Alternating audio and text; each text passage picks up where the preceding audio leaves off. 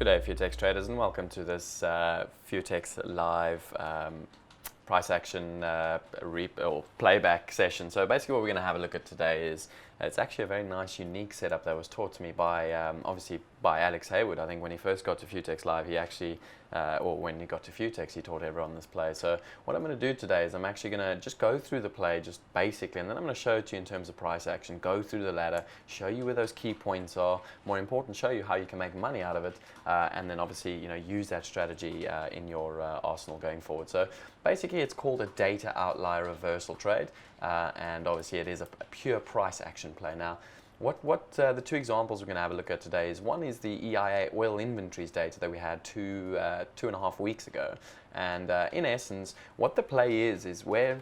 So we have these data, these key data pieces coming out every day, and there's obviously certain expectations that are built into the price pre the data. Now, the whole play works on the premise that we get an outlier number, so the data comes out completely against all expectations, well away from the median expectation, but also well away from sort of the highest and the lowest expectations. The market needs to reprice itself very quickly. But what sometimes happens is you get the market, effectively you get this huge outlier number, you get this bias in the market. Everyone wants to be either long or short because the data is sort of showing a very big beat or a very big miss.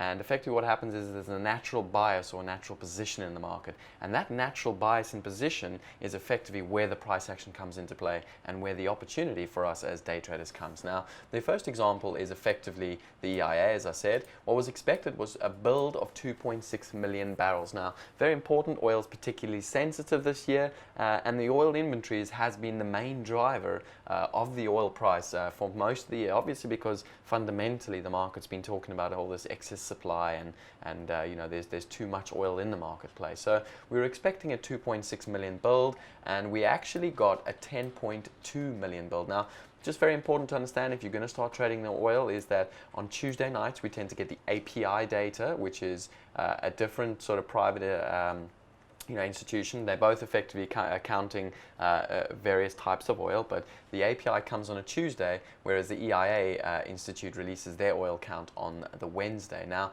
the night before, the API actually did show a little bit of a bigger build than expected, so we were expecting a little bit of a potential beat on the 2.6 million, but the market was definitely not expecting an actual beat of 10.2 million. So let's go to the price action. Let's have a quick look at it and see effectively what occurred on the release. So what we're looking at here is this is the oil WTI oil NYMEX, and as we can see, if we push play and get going, this is as the data's come out. Let me actually just rewind this a little bit and let's zoom in a little bit here. Okay, so the data has now come out, as we can see, and the market, or the data hasn't quite come out yet, but the market's gone very, very thin, and you can see the market's about to be released. Note, there's no real bid and offer here, so this is not a time you want to get involved because a lot of this will get pulled on the release. Now, let's see what happens once that number comes out first. Remember, we expected 2 million, and we're going to get 10 million there. So instantly, bang, the market offers straight down. We drop 40 ticks on the release, and the market continues to offer. So we can see very aggressive offer here. Note, no buyers. Okay, the market might look like it's going up, but we're not seeing any physical buy-side volume going through. However, note, any buy-side volume is most likely to be algorithms, okay? So remember, we started at 34.40 up at the top here.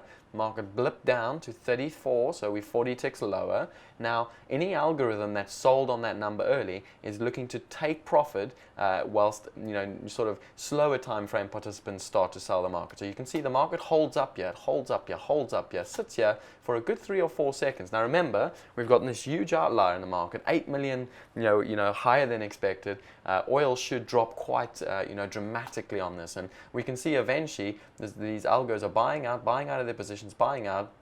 And what happens is that seller starts to take over and he starts to take the prices lower. So we can see now that outlier positioning starting to go into the market. In other words, we can see fresh speculative shorts entering the market on the outlier data.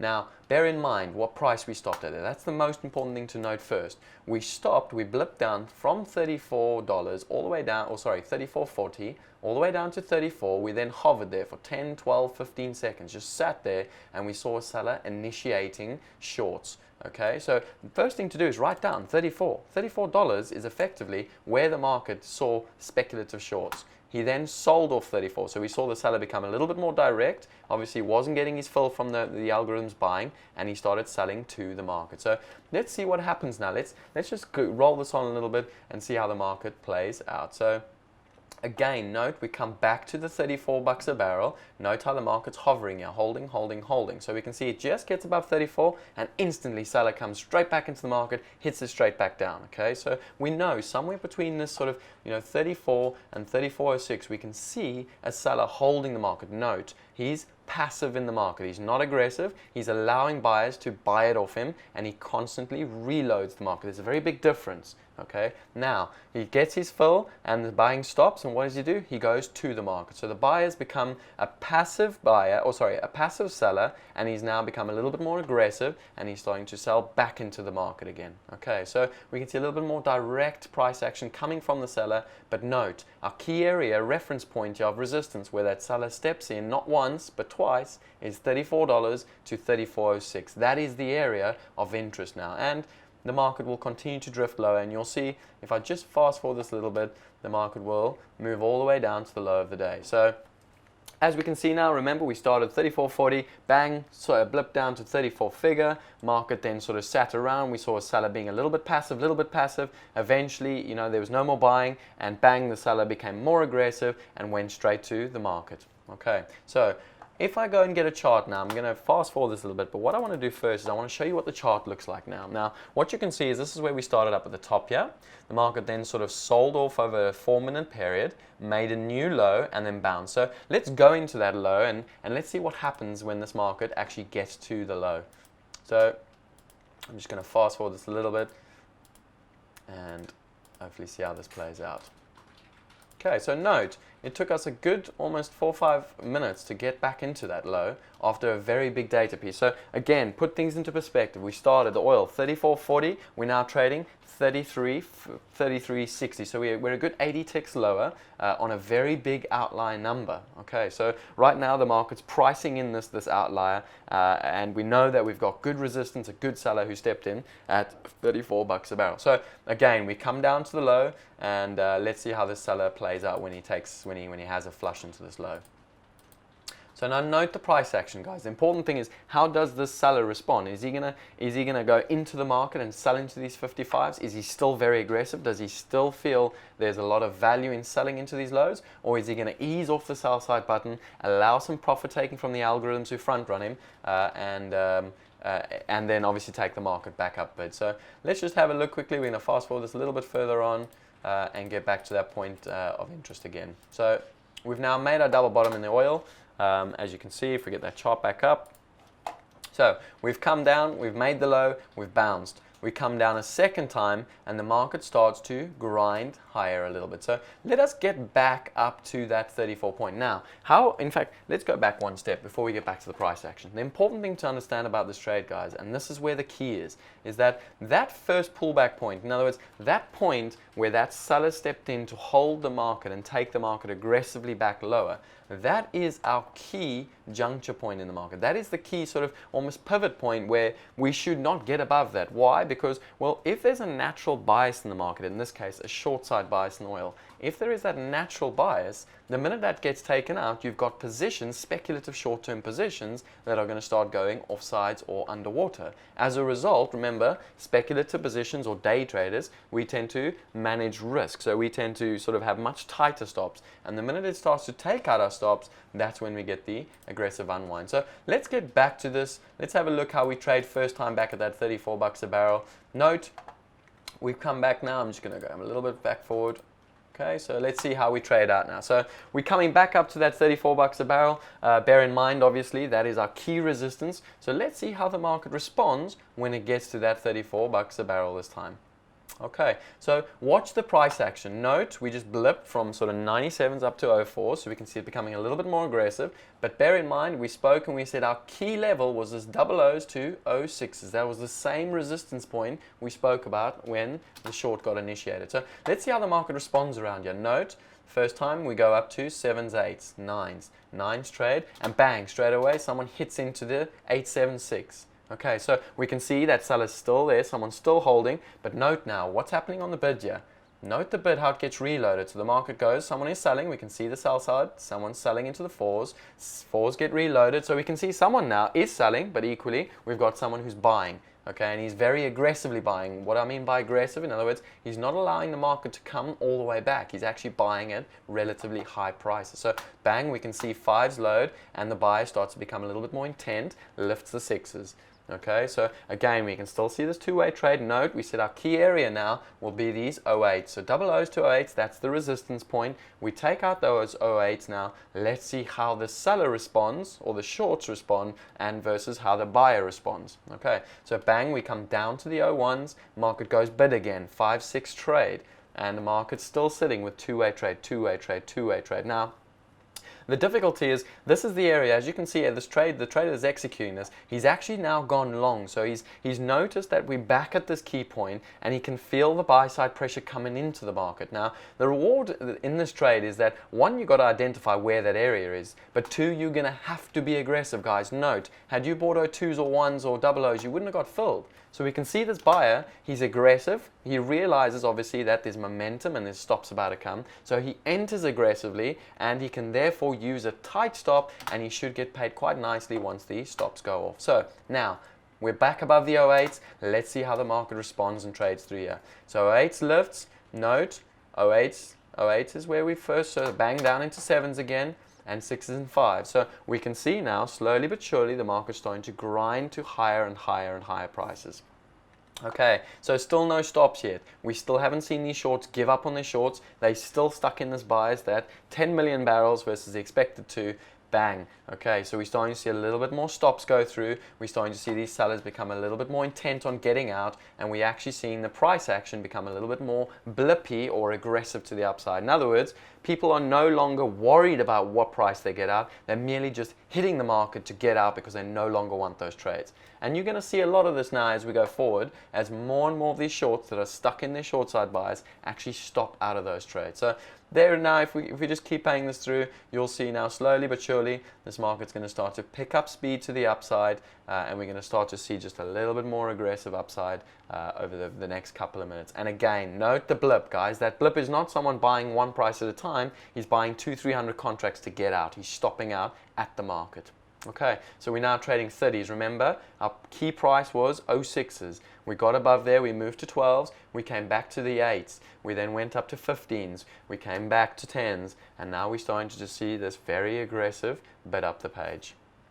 Okay, so what I'm going to do is I'm just going to let this go through for another couple of seconds. The important thing to understand, guys, is the variation or the changes in price action, how we go from a passive to aggressive, and obviously vice versa, from aggressive back to passive. And you will see now the key exit point here to get out is when those stops go off. So when you see the really big aggressive flush out, and you will see that in a minute, but you can see here, it's pure panic. There's, everyone wants out, everyone just wants to exit at the market. We can see there's a 400 lot here. At the end of the day, if you're offering 400 lots, who's buying 400 lots at the high of the day after a 60, 70 tick rally? So that's how you got to look at these things. You don't want to be front running that size simply because the fact that we even trading that is suggesting there's very aggressive buyers in the market, whether they're stopping out of shorts or whether they're trying to execute longs. It doesn't really matter. So as you'll see now, I'm going to fast forward this a little bit. Just bear in mind 34.50. We're going to keep going higher, and eventually the market comes into, let's actually get it all the way up here. Okay, so I can show you what the climax looks like. So we're trading bang 34.98, and eventually this market settles down and it trades all the way up to 35 bucks a barrel before calming back. Oh, sorry, 35.15 before calming back down. Okay, so that's what the price action looks like in the trade. Very important. This is the key part. This is what we want. This is the bread and butter, guys. This little move in the middle here, that's the meat of the move. Okay, that's where if you're buying here, you're aggressively buying on that pivot point, okay, you can use a very tight stop and you're getting almost open-ended upside. And that's the kind of price action trade you want to look for. Something where, one, you can establish a stop, two, you understand the stop, but three, you get very good or very skewed risk reward. Okay, that's the oil chart. Go have a look at it. Fantastic opportunity, fantastic price action video as well. And just, annotate it for yourself in terms of where does the price action shift? Where am I going to get bang for buck in terms of entry and exits? Okay, so that's the first example. The second example I'm just going to quickly go through, as you've obviously got an idea of this, and it was effectively the UK retail sales that we had on the 20th of February, not too long ago, 3-4 weeks ago. Expected was 0.8%, and it came in at 2.3%. Now, the first thing I'm going to just point out is, don't forget, there is a tendency for a lot of the UK data to be leaked. So that's the first thing to pay attention. But the second thing, it gives us an opportunity as day traders. If we know something's leaked, it's almost a case of every time I have key UK data, I'm effectively just looking for this same exact pattern, looking for that reversal play on the outliers. So let's quickly see if we can get this ladder up and see if we can get some sort of a play going on here. Just bear with me for 1 minute, just see if we can get the ladder for this.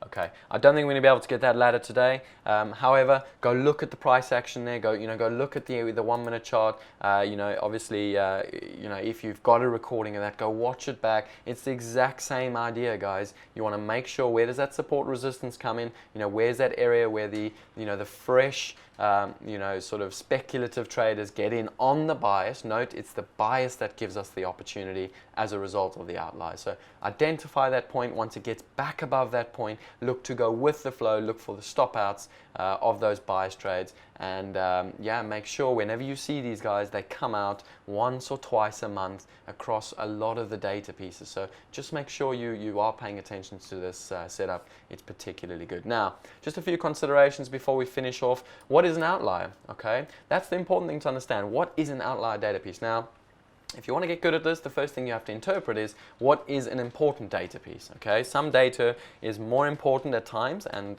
this changes over the period of months and years. Now, I remember back in when I started, I think in 2012, durable goods used to move the market a lot, and then all of a sudden, as the durable goods became a bit skewed by a lot of Boeing orders and all that, the airline company or the aeroplane manufacturing company, we started to see the durable goods sort of almost become less and less of a market mover. So first thing to understand is, what is an outlier data piece? Once you've identified that, then you obviously can formulate some sort of a plan as to how you're going to execute.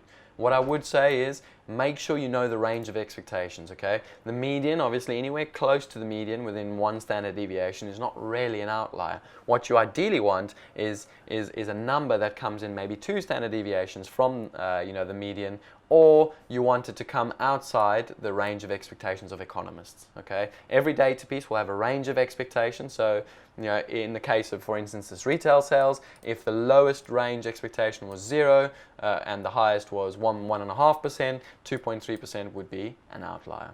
Okay, the last two things you want to consider: market structure. So important, guys. Very often these reversal plays occur as a result of market structure. What do I mean? In other words, let's say at the moment, the UK market is particularly sensitive because of the Brexit vote. So let's say today CPI, we got a very, very strong CPI number, and the cable blipped up 50, 60 ticks, but at the end of the day we finished down 100, 150 ticks. Now, the reason that very often occurs is because large traders or big institutional players will use the liquidity as a result of the data to execute large orders. Okay, make sure you understand that. So a lot of the time, the reversal play actually tells us a lot about the structure of the market. So go and have a look what occurs, not just within that sort of half hour or hour afterwards, but what occurs over the rest of the day and the days after that. Because very often what you're going to find is those reversal data plays actually dictate the trend for the next couple of hours and possibly next couple of days. So go have a look at that.